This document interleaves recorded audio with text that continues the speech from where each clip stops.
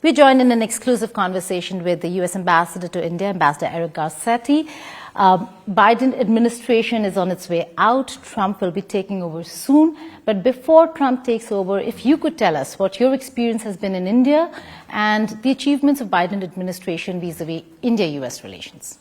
Well, thank you, Geeta, and thank you for your friendship over my time here as ambassador. It's been the most extraordinary run of my life. I've gone to 27 states. I've gone to 6 union territories. I've seen from, Ladakh to Kanyakumari, from the Rajasthan, desert all the way to the Nagaland jungles. Just how extraordinary this country is. I've also worked for a president who has been the most pro-Indian president in U.S. history, who told me when he asked me to take the job, India is the most important country in the world to me. And he's worked with the most pro-American prime minister, I think, in India's history. And by the way, their predecessors were pretty strong too. So when I look at what we've done, it really has been from the seabed to the stars. Defense, strategic work, education work. We've broken records, record students, record visas, record workers here, a new consulate in Hyderabad, a new consulate site that we're opening up in Bengaluru. When I look at record trade together, really from peace to prosperity, from our planet to our people, the U.S.-India relationship is here to stay. And what was unimaginable a generation ago, in terms of our closeness, I think will be indispensable in the generation ahead. President-elect Donald Trump, during campaigning, had said that Modi is a great guy, and he really lauded the Indian premier, but also said that we weren't tough enough with India. Trade has been an issue for India-US relations, whether it's the Biden administration or, for that matter, Trump. But what do you envisage is going to become of where India-US relations stand today and where it's going to go, particularly to do with the niggling issues and areas? Look, we're proud to be India's #1 trading partner now. But President Trump in some ways is right.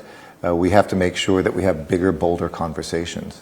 During this administration, we resolved 100% of our trade disputes. So we've kind of set the table. But now, if we are true to our word of wanting to replace over-reliance on China for our supply chain, set up the scale for the world, not just for our companies, but for the world, from healthcare and pharmaceuticals to everyday electronics and the critical emerging technologies, India, I believe, as a cheerleader for this relationship, is the place we should be. But today, even though it's better than it's ever been, and we're seeing huge successes like iPhone manufacturing, et cetera, too many companies are going out of China and going to another country than India, because tariffs should still be reduced further. Transportation and infrastructure can continue to be built on, as we're seeing in an amazing way. Trademark protection, taxes, training, talent of the workforce. So I think America is here to stay and to help partner with India on that. Vice versa, we want more Indian investment in the U.S. And I think a lot of Americans are surprised that India is one of the biggest investors in America, bringing back old steel mills that were shut down, breaking new ground with technologies like electrolyzers and factories that are creating jobs for Americans. So what used to be a one-way street of investment is now a two-way street. And that exchange and those records we're establishing really are changing that conversation to one of equals and equal excitement. But are things going to get a little difficult? As an ambassador over here, and you've engaged the administration, Dr. Jaishankar was in D.C. only very recently, and he will be representing India at the inauguration. Why do you think the Trump administration did not invite Prime Minister Modi? Well, I haven't seen the list of who was or was not invited, so I haven't seen that. But I do know that we have, as a national security advisor coming in, Michael Waltz, chair of the India caucus in the House of Representatives. Marco Rubio, nominated, most likely to be confirmed as Secretary of State, who introduced legislation about making U.S.-India military strategic relations even closer. 2 huge cheerleaders of the U.S.-India relationship who will be in charge of President Trump's policy with India. So, trade aside, which I think is an opportunity, not a challenge, but an invitation to have a more honest and deeper conversation, this is going to be building on the success of this administration in the next. I'm confident about that.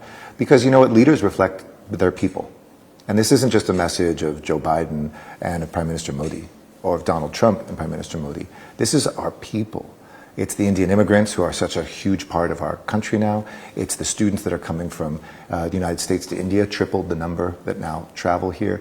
Those folks are saying, we believe in these countries. We believe in this relationship. And even in the most challenging moments, we have navigated that with a sort of resilience that, again, I don't think we ever would have pictured 20, 25 years ago.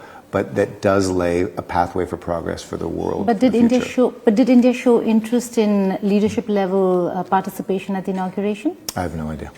I think that will be more meaningful than who shows up in a very large crowd is that first meeting together. And I'm confident Prime Minister Modi will come meet with President Trump early on, and then India will host the Quad this year. So I would expect to see President-elect Trump come here to India in the first year. Those two things on their own would be historic. And to have the External Affairs Minister there speaks volumes. Should visas be a concern for India under Trump administration? Because we've seen reports of how he is going to clamp down on visas. Should that be a concern for India? I would certainly hope not. I mean, we've increased visas by 60% since I've been ambassador, reduced wait times by over 75%, and next week we'll announce even further, dramatically down in our wait times, hired historic people, and you see the result. Indian Americans who are running universities, Fortune 500 companies, even running states in the United States. So we know we are better when we have the ability to have visitors, travelers, investors, and immigrants come from both countries. So again, I think if we work on immigration in a very sober way together, make sure there's not unlawful entry from any country, such as India, you'll see the Trump administration, I think, look quite positively at that impact, whether it's in technology, whether it's in our rural medicine, where we couldn't find American-born doctors to serve some of the reddest states, but Indian doctors came and provided those services. This is an extremely positive story, and I'm optimistic that pathway will continue. Right, I've been told that my time's up, Ambassador Garcetti, but just before I let you go, you were Governor LA, Yes. so just about the wildfires there, loss of life and property, and the political blame game that we're seeing now. Well, my heart breaks. My family, my parents are evacuated from my childhood home. Our eldest and our grandchildren are evacuated from another fire. They're still, their houses are standing, but literally the fire came within blocks and we're not out of the woods yet. This is not a time to politicize anything when people are suffering. This is a time for everybody to get their hands dirty and to help out. Not only the survival of this moment, but the rebuilding.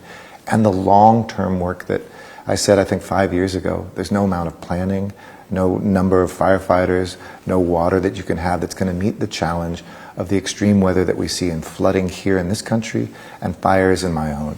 This will be our children's life, our children's children's life, and I hope we can double down on surviving climate change as well as turning it back. And to me, that will be the mission, certainly, for me moving forward of my life, as it has been in the past. And I can't wait to be partnering with India on that, who's been a great partner. On that note, thank you so much for joining us here on India Today Thank you. Network. Thank you. It's been an honor.